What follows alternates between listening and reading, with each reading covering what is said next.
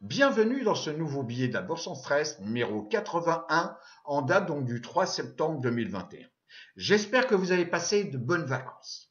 Maintenant, nous revenons donc sur le mois de septembre. On réattaque une nouvelle saison. N'oubliez pas non plus de pouvoir, nous poster des commentaires si vous le souhaitez, de nous liker et puis également d'appuyer sur la petite clochette pour recevoir toutes les notifications qu'on vous envoie. Bon. Et également, très important, ça a été un travail monumental réalisé par Michael et je le félicite, donc sur une formation concernant les options, avec beaucoup d'informations utiles sur la compréhension et l'usage donc des options, entre autres des options américaines. Vous avez ici donc le lien pour vous informer et et je vous le recommande pour vous inscrire à cette formation qui est réellement très consistante et avec beaucoup d'informations que peu vous donne. Donc vous avez le lien ici, vous faites un copier-coller de ce lien et en tous les cas, allez vous informer sur le site et le blog de la Bourse en stress. Alors où est-ce que nous en sommes donc ce 3 septembre 2021? Alors il s'est passé le mois de juillet, il s'est passé le mois d'août et là on est en train donc d'attaquer sur le mois de septembre. Alors je reviens sur cet histogramme, cette distribution donc depuis 2009 jusqu'à 2020 sur le SPX, l'indice majeur, le SP500. Et on voit comme quoi généralement au mois donc de juillet, on avait 83% des fois où le cours finissait plus haut qu'il n'avait commencé en début du mois de juillet. Bon. Concernant le mois d'août, vous voyez c'est 50-50, bon. On va voir ce qui s'est passé. Bon, le mois d'août a été quand même bon. Et puis, généralement, pour le mois de septembre, on a 58% des fois où le cours finit plus haut qu'il n'avait commencé. Alors, au mois de juillet, qu'est-ce qui s'est passé? Mois de juillet, vous voyez bien comme quoi on a clôturé plus haut qu'on avait commencé le mois de juillet. Concernant donc les 50% pour le mois d'août, vous voyez comme quoi, là, on est au-dessus des statistiques puisque on a fini plus haut qu'on avait commencé le mois. Bon, alors pour le mois de septembre, on vient juste de le commencer, on verra la fin du mois de septembre. Or, au niveau du SP500, vous voyez comme quoi le SP500 ici en bougie, en daily, vous voyez, on est bien au-dessus de la moyenne mobile 10 jours, qui est elle-même au-dessus de la 50, et la 50 est bien au-dessus de la moyenne mobile 200 jours. Alors, il suffit de regarder. Et en plus, je vous rappelle qu'à la clôture, le jeudi ici, donc 2 septembre, on a clôturé sur un plus haut historique. Il suffit de regarder ça de nouveau. Vous voyez, on est bien sur un plus haut historique en clôture le jeudi 2 septembre. Alors, est-ce qu'on va regarder donc le VIX? Oui, on va regarder le VIX. Le VIX, vous voyez comme quoi on a ici une petite peur donc dans la semaine donc après le 15 août. Ok, on le voit bien, on est arrivé ici sur des hauteurs du VIX aux alentours des 25. Bon. Et puis on est revenu intégrer ce rectangle de congestion. On a un beau rectangle de congestion. Donc ce vendredi 3, on est sous la moyenne mobile 50, on est sous la moyenne mobile 10 en bleu, et sous la moyenne mobile 200 jours, qui est, elle, baissière. Mais on n'est pas passé en dessous des 15. On est toujours en train de tester cette valeur de 15. Et est-ce qu'un jour on reviendra plus bas? Je ne sais pas. Pour l'instant, ce n'est pas le cas. Le plus bas sur le VIX, c'est la zone aux alentours des 15-14. On compare la volatilité de la volatilité par rapport à la volatilité. Donc, le VVIX divisé par le VIX. Et là, vous voyez comme quoi, donc ici en orange, vous avez donc le SP500, le SPX. Et vous voyez comme quoi, ici, donc courant août, on est venu tester la moyenne mobile 200 jours de la comparaison, ok, et après avoir cassé, donc, la 50 jours de la comparaison. Et là, on a eu un retracement sur le SP500. Et là, depuis, on continue à faire des plus hauts. Mais cependant, c'est là où je souhaite mettre en lumière peut-être un risque, peut-être potentiel en tous les cas. On est sous la moyenne mobile 50 jours de la comparaison. Et on a vu déjà ces périodes-là où effectivement, vous voyez, on était sous la moyenne mobile 50 jours, et puis on est peut-être revenu tester la 200 jours. C'est une possibilité. Attention, je ne détiens pas la boule de cristal. Mais en tous les cas, il faut faire attention. Si maintenant, on regarde les valeurs de croissance par rapport aux valeurs value, vous voyez comme quoi, jusqu'on va dire au mois de juin, on était donc dans un rectangle de congestion où, grosso modo, on favorisait plus les valeurs, on va dire, value que les valeurs de croissance. Et on était situé entre 2,05 et ici 1,87. Et puis, vous voyez bien, fin juin, j'en avais parlé lors de mon précédent billet, on a cassé donc cette zone de résistance à 2,05. Et depuis, vous voyez, mon petit fil de conducteur sert bien de fil conducteur. On a retracé ici courant août, on est revenu tester la 50D de la comparaison. Et là, vendredi, vous voyez comme quoi, on a clôturé avec une belle bougie d'engolfement, de la bougie de jeudi. On a une bougie verte ici, on va grossir, voilà. Et en dessus, on est au-dessus de la 10 jours, qui elle-même est au-dessus de la 50, et la 200 qui est un peu flat pour l'instant, le put-call ratio au niveau des equity. Donc on voit comme quoi ici, à la clôture du vendredi 3 septembre, on est sous la moyenne mobile 50. Bon. Et ici, on a 0,50. Ce qui veut dire qu'il y a un équilibre entre les acheteurs de call et les acheteurs de put.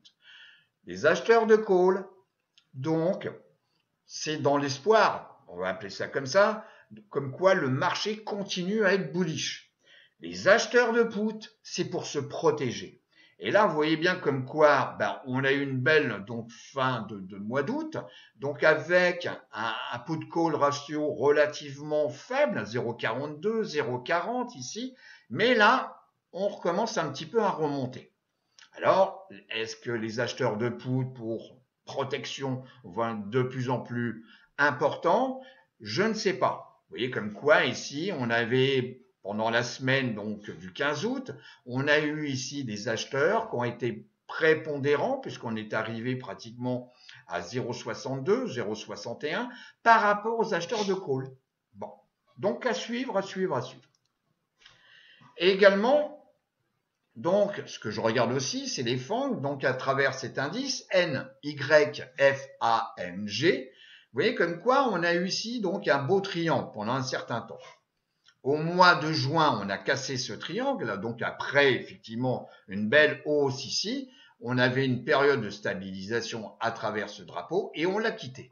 On est venu ici, donc courant juillet, donc tester les plus hauts ici, et puis là, à la fin de la semaine dernière, donc je dirais même au début de cette semaine, plus exactement, on est venu tester et casser les plus hauts historiques. Voilà.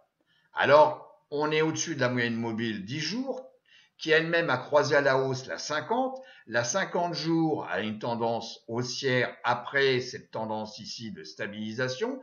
Et la moyenne mobile moyen terme de 200 jours, elle est haussière. Si maintenant on voit la ventilation en fonction de la capitalisation, vous voyez donc sur cette semaine, il est quand même intéressant, comme quoi on a ici le premier, on va dire, la première capitalisation, ce sont les sociétés qui sont petites, moins de 50 millions donc de dollars, les nanos, qui ont progressé de 2,86% sur une semaine. Mais à noter, sur cette semaine, ils sont tous positifs. Et le dernier, qui a quand même évolué de 0,59% sur une semaine, c'est les larges capitalisations. Donc, sociétés entre 10 milliards et 200 milliards. Et puis, les mégas, vous voyez, une belle progression. Donc, c'est le quatrième ici. Donc, une belle progression de 1,26 sur une semaine. Et vous voyez comme quoi ici, donc la performance sur 6 mois, eh ben la performance sur 6 mois, eh ben elle est tenue par les mégas, 22,44%, donc pour les mégas, les sociétés qui sont au-dessus de 200 milliards. D'où un peu ce qu'on a pu voir sur l'indice NY-FANG. OK? Donc les grosses capitalisations.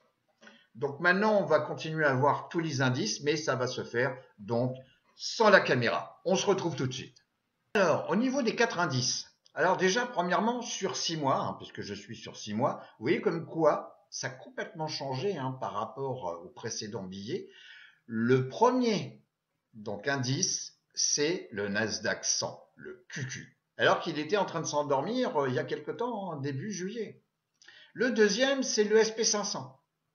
Donc on voit bien comme quoi, que ce soit le QQ et que ce soit le SP500, ils ne font que des plus hauts historiques.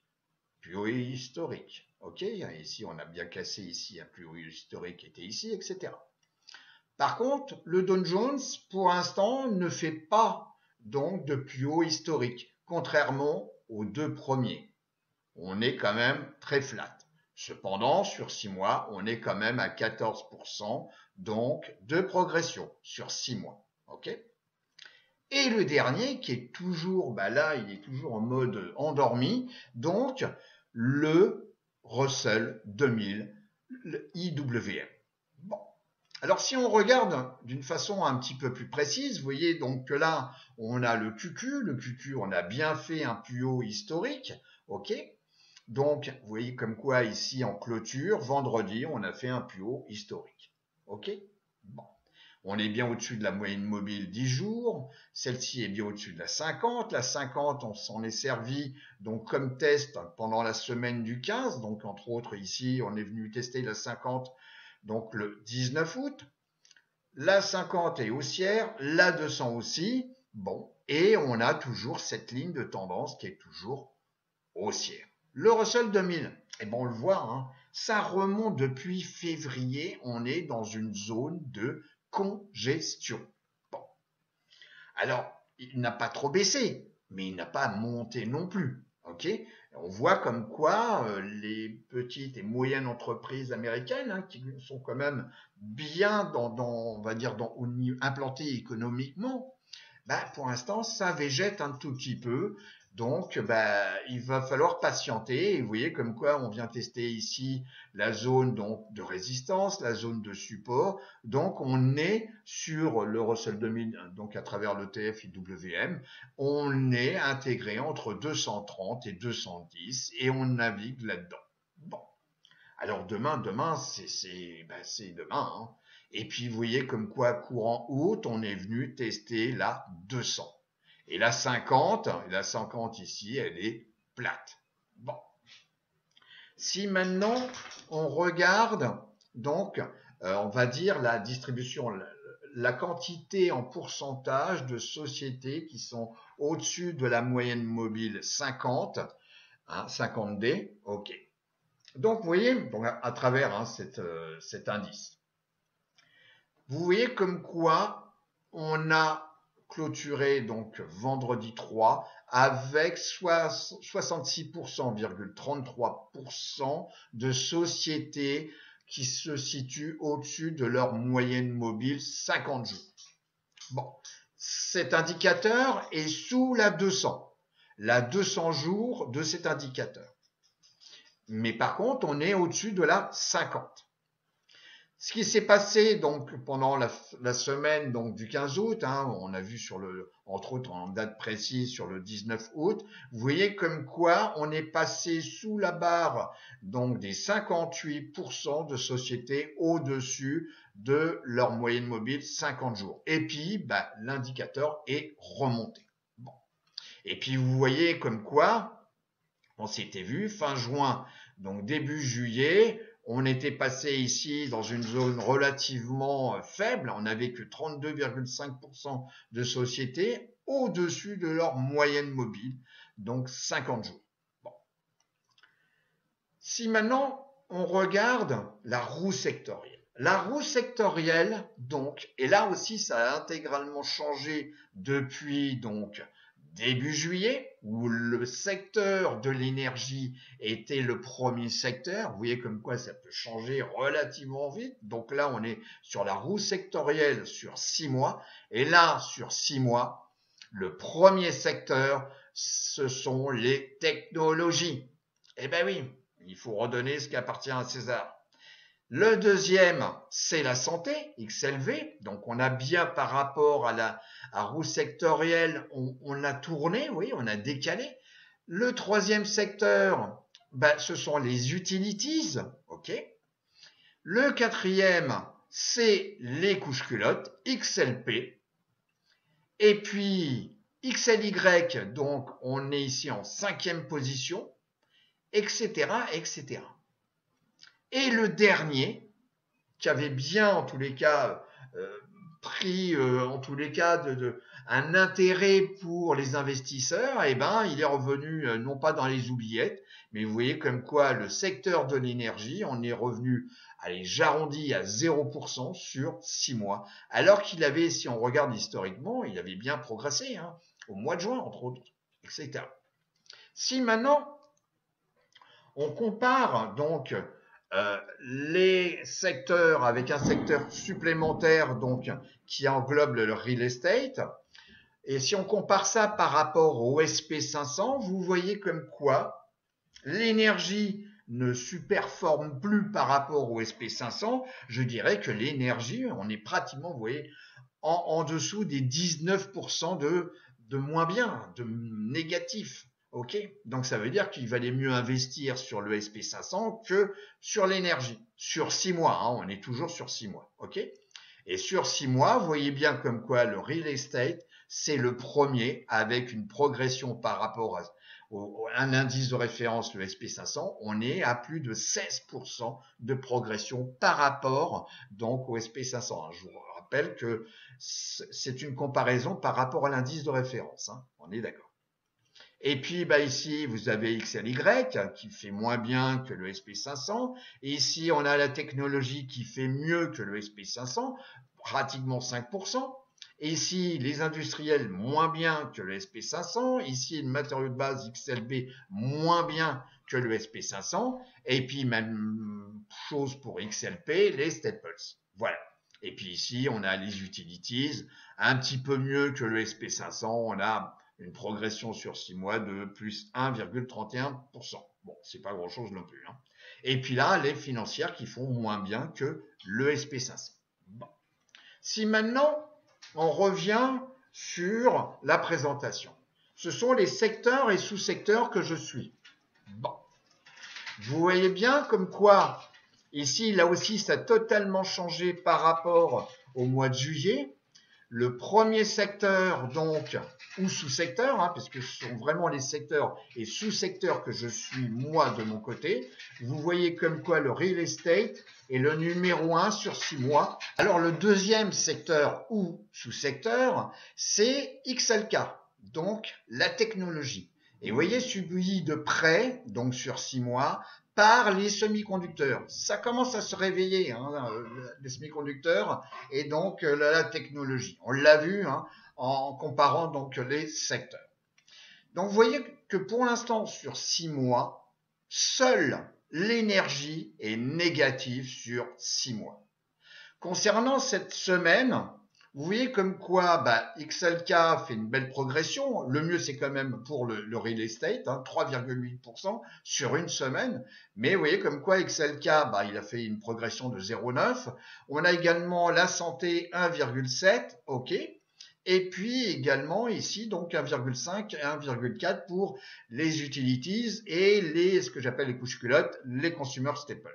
Pour la comparaison des sous-secteurs, donc là c'est uniquement les industries, on voit que sur 6 mois, donc c'est le charbon thermique, vous avez l'uranium, donc ce sont que des sous-secteurs, hein, il y en a 144 exactement. Bon, et ça ce sont les 10 premiers que je vous ai indiqués sur 6 mois. Vous voyez simplement le charbon, là, bah, on a une progression quand même sur 6 mois de pratiquement 100%, c'est quand même une belle évolution, hein, sur 6 mois. Ok.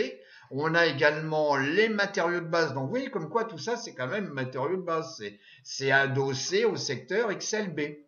Ok. L'uranium, l'aluminium, vous voyez avec des belles progressions. On a également en quatrième position donc les semi-conducteurs. Donc là, c'est le sous-secteur des équipements et des matériaux, enfin des materials. Donc avec une progression de 42,05% sur 6 mois. Ok. Et puis, bah ici, bah donc, hein, vous avez ici Maritime, je crois que j'en ai suffisamment parlé, le real estate, mais concernant les industries, hein, l'industrial. Donc là, on a donc le charbon à coke. On a ici donc donc les speciality et le résidentiel. Et puis là, on a la gestion de fonds. Bon, avec une progression de 33,73%. Donc là-dedans, il suffit d'utiliser FinViz et d'aller à la pêche, ok, au screening en sélectionnant donc l'industrie, le sous-secteur. Si maintenant on regarde sur 3 mois, et bien vous voyez comme quoi sur 3 mois, performance sur 3 mois, on retrouve de nouveau le charbon, ok, thermal et le cooking, donc pour la coke. Et donc ici, le troisième, c'est XLEU, donc les utilities. Donc là, c'est tout ce qui est producteur d'énergie indépendant. L'aluminium, on retrouve les matériaux de base. On a ici donc l'électronique grand public, etc. Le solar, on en a déjà oublié en parler donc au mois de juillet, c'est ça. Et puis là, vous avez donc software, infrastructure. Bon. Alors, moi, ce que je vais vous proposer, c'est que on va aller directement donc ici voir les cours. Donc, je viens ici, voilà. On voit ici, donc j'ai fait, vous voyez, un screening thermal call. Bon. Et puis ici, on a donc 8 sociétés. Bon. Si je mets la souris dessus, donc avec Finviz, vous voyez, donc là, j'ai la société ARCH avec 1,2 milliard de capitalisation. Bon, c'est pas une grosse, mais enfin bon, quand même 1,2 milliard donc de capitalisation. On a ici la société AREC, ok, donc voilà, etc. Tout ça dans l'industrie du thermal coal. On prend l'exemple, par exemple, de la société, j'en ai vu une, ARLP. Voilà. Alors déjà, historiquement, vous voyez, je suis en weekly. Donc si je regarde depuis un bon paquet de temps, vous voyez, on a atteint ici un niveau haut, donc c'était en 2014, juillet 2014, vous voyez, pratiquement 53 $, et depuis, c'est un peu la misère.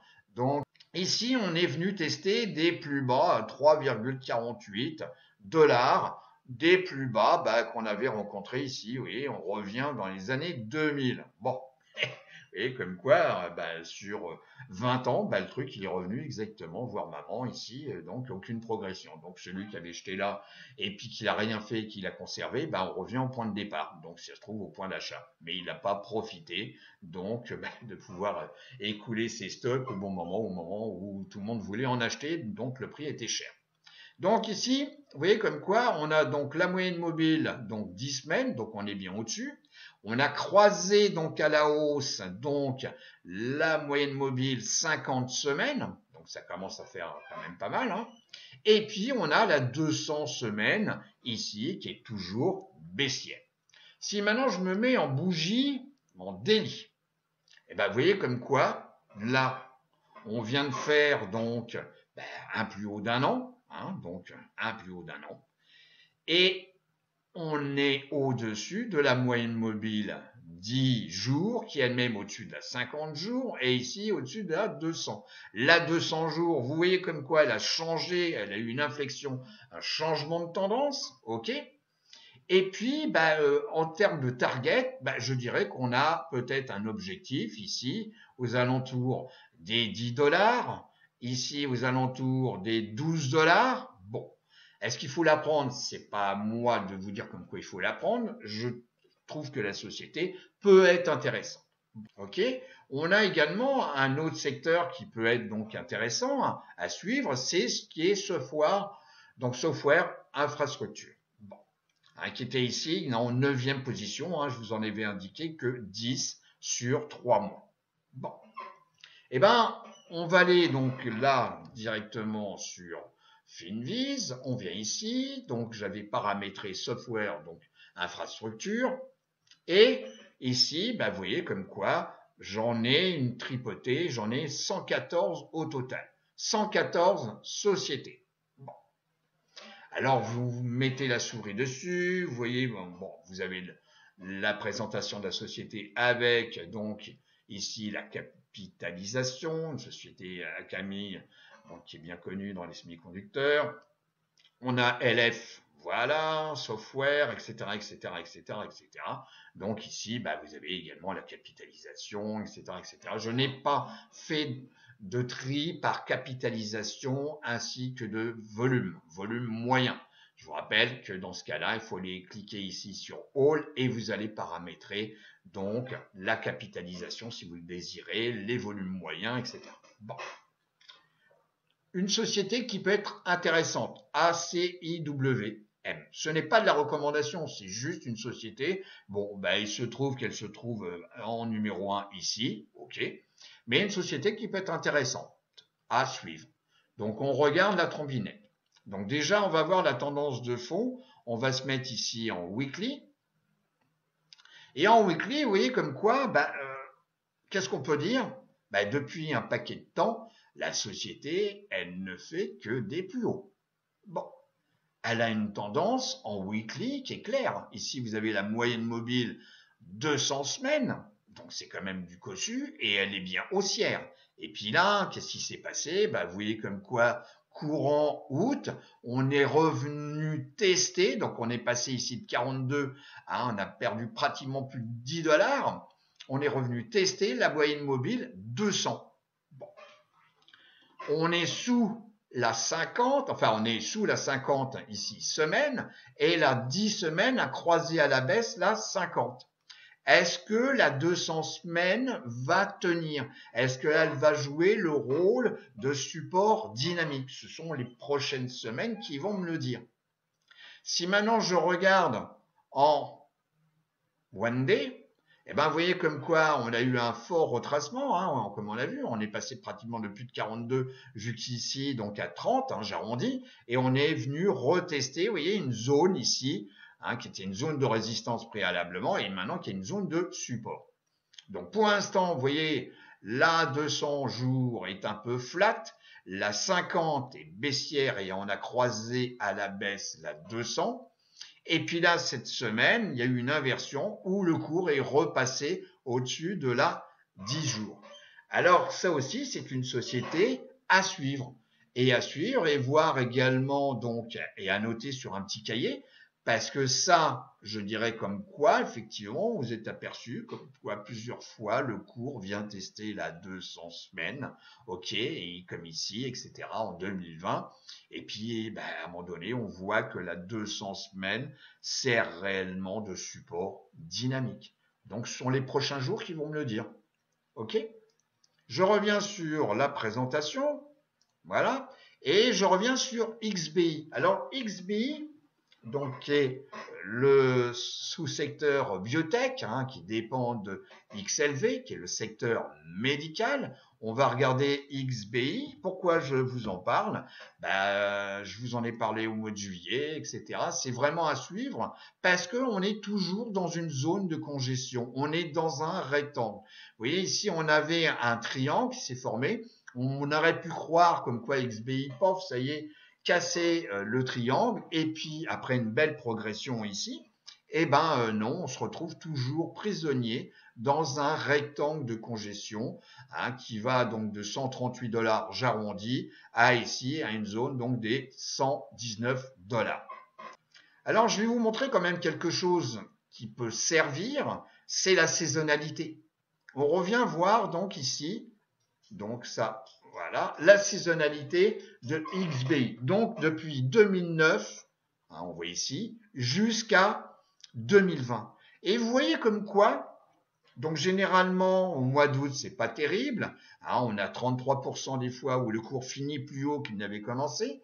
Et puis, ça commence à s'accélérer entre septembre, c'est que 42%. On arrive à 50% au mois d'octobre. Et puis là, en fin d'année, vous voyez, au mois de novembre, on a 75% des fois où le cours finit plus haut qu'il n'a commencé. Eh ben, il faut peut-être se focaliser sur ce phénomène cyclique, puisque après, on est positif, on est à 58% sur le mois de décembre, et puis vous voyez comme quoi janvier, février, mars, eh ben, ce sont des bons mois. Je vais vous souhaiter donc une très bonne semaine donc de trading. N'oubliez pas d'aller sur le blog La Bourse sans stress pour voir l'offre et d'abord vous informer sur cette fabuleuse formation sur les options. Et je me répète encore, n'oubliez pas de liker, n'oubliez pas non plus de poster un commentaire si vous le souhaitez et puis également de cliquer sur la petite clochette de notification pour recevoir toutes les nouveautés. Je vous dis à très très bientôt. Portez-vous bien les amis. Au revoir.